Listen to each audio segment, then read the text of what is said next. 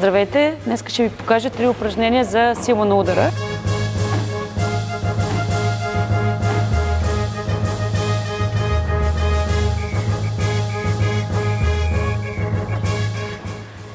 Първото е с тази бухалчица, колкото и да ви е странно.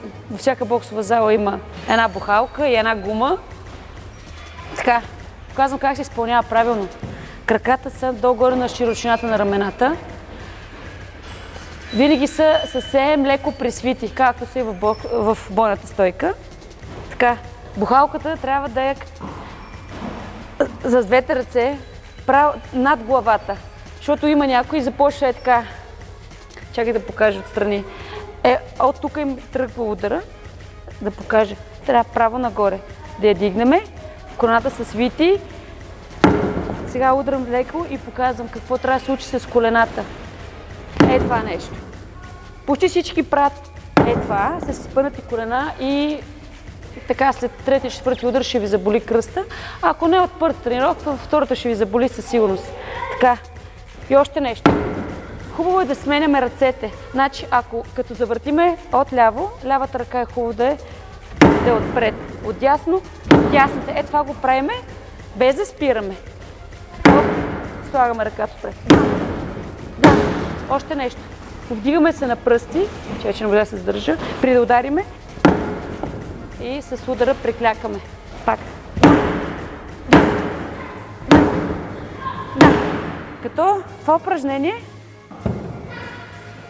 може да го направите в 5 серии по 20 удара. Ако са ви много, правите по 30. Шегувам се, по 10. Добре. Гледайте максимално силно да ударите. Така, айде на следващото.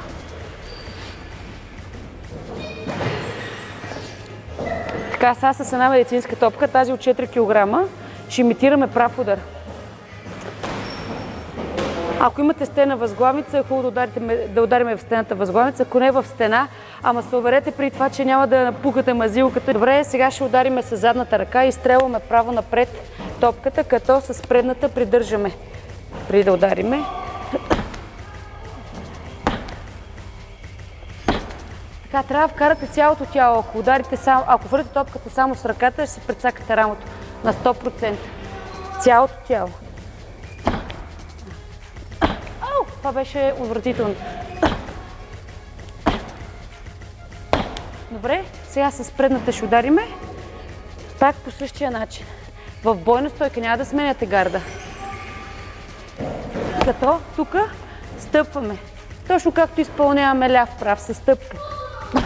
Право напред.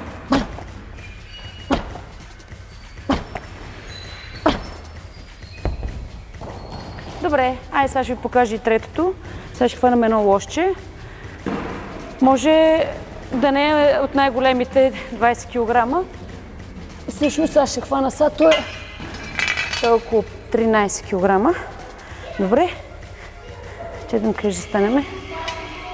Така.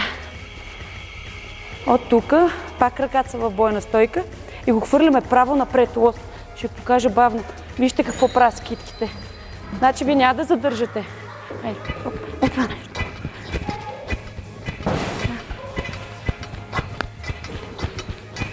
Като от 3 упражнения правите по 5 серии. Първо ще си направите с бухалката, 5 серии по 20. След това на стената възглавница. 5 пъти отляво и отдясно по 10 повторения на ръка. И след това с лоста 5 по, може би, по 15 или по 20, зависи колко ви е голям лоста.